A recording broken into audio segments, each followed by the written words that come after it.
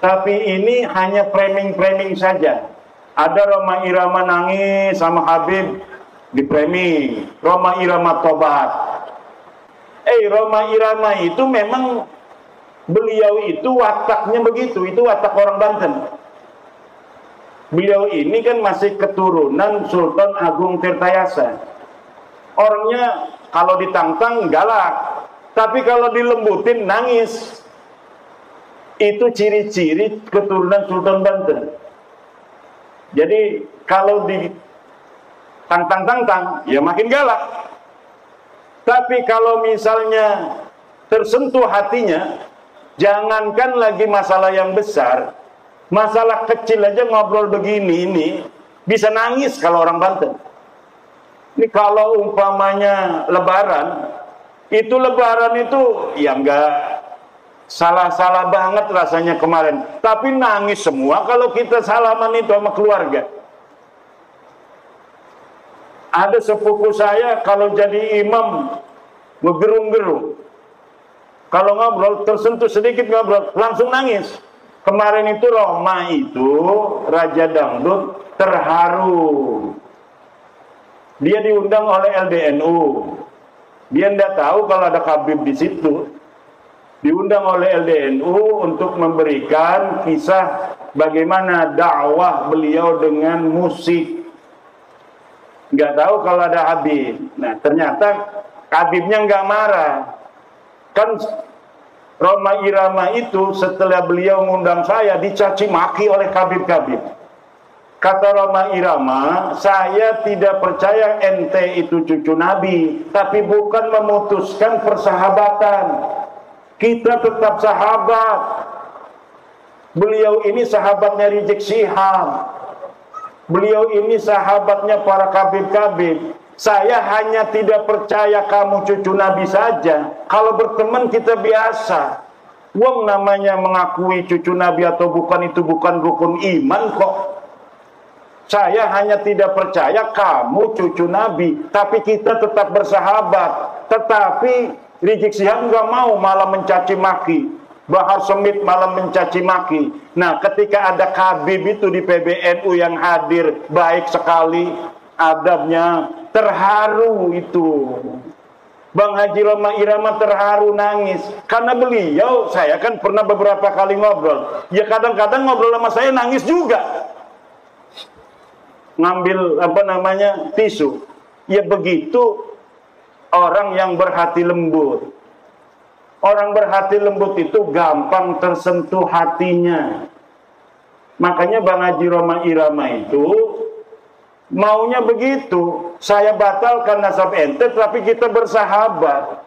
Yang biasanya minjemin marawis, ya kita minjeman lagi. Yang biasanya kita ngobrol, kita tetap ngobrol. Yang biasanya kita ini adalah kerja bareng, kita kerja bareng. Yang biasanya bisnis bareng, kita bisnis bareng. Yang udah kagol punya mantu Balawi, nggak apa-apa, jangan suruh cerai. Kita hanya tidak percaya mereka cucu Nabi. Bukan berarti kita memutuskan segalanya. Itu memang yang diungkapkan oleh Bang Haji Rhoma Irama.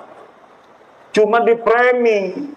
Coba lihat itu framingnya. Bang Haji bertobat. Dengerin apa yang diomongin Bang Haji, apa benar dia ngomong bahwa Balawi sekarang secucu Nabi? Tidak ada. Itu hanya framing-framing. Karena Bang Haji Rhoma Irama pengennya begitu. Saya batalin itu nasab ente bukan berarti kita bermusuhan. Karena memang tidak ada dalilnya. Ente ngaku tahun 895 Hijriah. Sebelumnya tidak ada. Sedangkan orang yang diaku itu hidupnya tahun 345 Hijriah. Nah, di dalam tahun 345 Hijriah sudah ada kitab nasab, keturunan Nabi dicatat semua, tapi ente nggak ada. Katanya ente turunan Ubed. Ubed nggak dicatat sebagai keturunan Nabi. 550 tahun. Di dalam kitab Silsilatul Alawiyah nggak dicatat. Di dalam kitab Tahdhibul Ansab tidak dicatat. Muntaqilatut Talibiyah tidak dicatat. Al-Majdi tidak dicatat. Itu semua di abad 5. Masuk ke abad 6 ada kitab karya Imam Al-Fahru Raji, Kiai Haris. Imam Al-Fahru Raji itu seorang ahli tafsir, ahli usul fikih. Kalau ada lafaz al-imam dimutlakkan dalam usul fikih, maka al-muradu al-imam ar-razi. Nah, beliau menulis kitab nasab. Beliau menulis kitab nasab namanya Asy-Syajarah Al-Mubarakah. Beliau menulis Ahmad bin Isa punya anaknya cuma 3, Muhammad, Ali, dan Husain. Tidak ada anak yang bernama Ubaid. Itu tahun 597 Hijriah.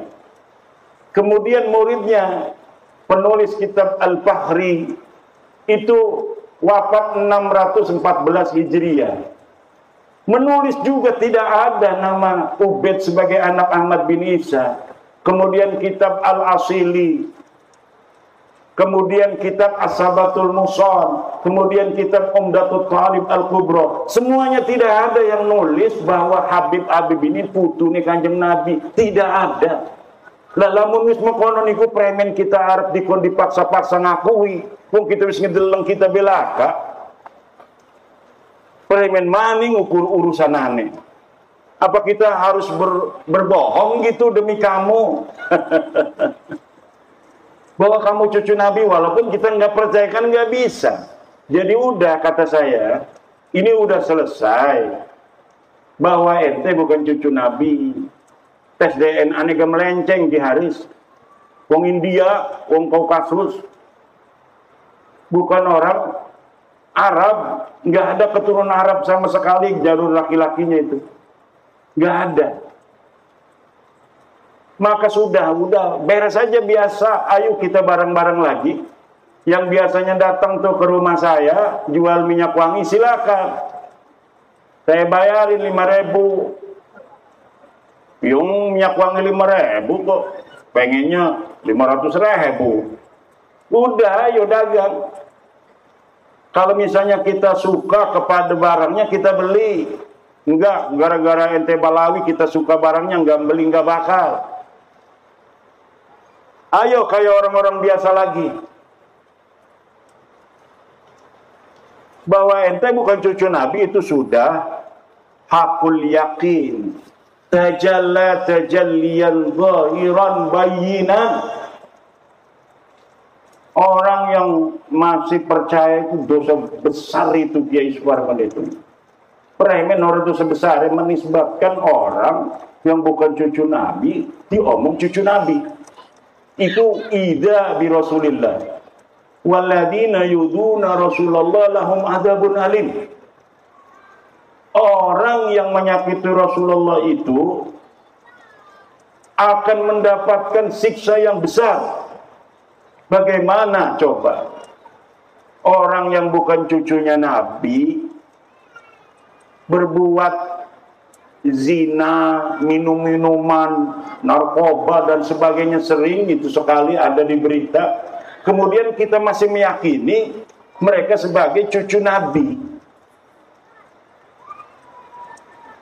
Lalamun umpamane sing di nisbataken orang-orang soleh semua mah nggak banyak gitu. Tapi orang soleh iku mungkin bohong, orang gede dosane itu. Tapi kalau sudah ini yang dinisbatkan orang-orang yang tidak pantas akhlaknya begitu, na'udzubillah, ini lahum adabun alim. Se-Indonesia bersaksi semua tukang dawir minta duit. Udah terkenal sekali itu. Semua orang, kalau yang saya ketemui kiai-kiai ngomong, alhamdulillah, Kiai Imad, gara-gara Kiai Imad sekarang tidak ada lagi yang keliling minta-minta, maksa-maksa minta duit. Itu hampir di setiap daerah. Sampai wakil Rais Am PBNU ketemu saya nggak mau sebut namanya, takut nanti dimarahin. Ketemu saya, Kiai Imad, setelah Kiai Imad ini nggak ada lagi tuh yang keliling-keliling ke rumah minta-minta duit katanya. Jadi yang didawir itu pengurus MWCNU, bukan hanya tingkat MWC, tingkat ranting, tingkat Suriah pun mereka berani dawir. Suriah, PBNU berani didawir sebelum bab nasab ini. Sampai-sampai itu Rais Suriah PWNU Jawa Tengah, Kiai Sodakoh, saya pernah lihat di YouTube-nya. Saya kangen nama Habib, katanya beberapa tahun ini nggak ke rumah-rumah saya.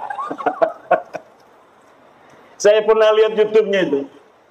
Nah ini jadi bukan kiai-kiai kampung aja yang didawir, Kiai Parman. Sampai kiai PWNU, kiai PBNU itu juga kena dawir. Pertama saya untuk meneliti itu bukan karena dawir, karena memang saya itu tidak berada di daerah yang sering kena dawir. Di daerah saya itu memang tidak kayak di daerah lain. Habib ada, ke rumah saya juga ada, tapi nggak berani maksa gitu. Nah kalau saya dapat cerita di Banyumas, di Kebumen, itu maksa. Makanya kiai-kiai cerita. Nah saya itu meneliti nasab mereka bukan karena dawirnya, tapi karena kesombongan akhlaknya kepada kiai-kiai kampung, kepada kiai-kiai Nusantara. Ini yang membuat saya kemudian meneliti nasab mereka, dan ternyata sudah jelas bahwa mereka bukan keturunan baginda Nabi besar Muhammad sallallahu alaihi wasallam. Yai, udah 11:30 ke Bandar Lampung 2 jam. Besok kita ada acara lagi yang mau ikut dialog. Nah kalau dialog itu nanti tanya jawab. Kalau tanya jawab enak kan?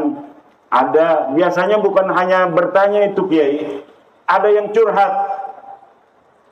Makanya nanti direkam itu yang curhat-curhat untuk pembelajaran bagi masyarakat luas, bahwa inilah yang terjadi selama ini yang tidak diketahui mungkin oleh pemerintah.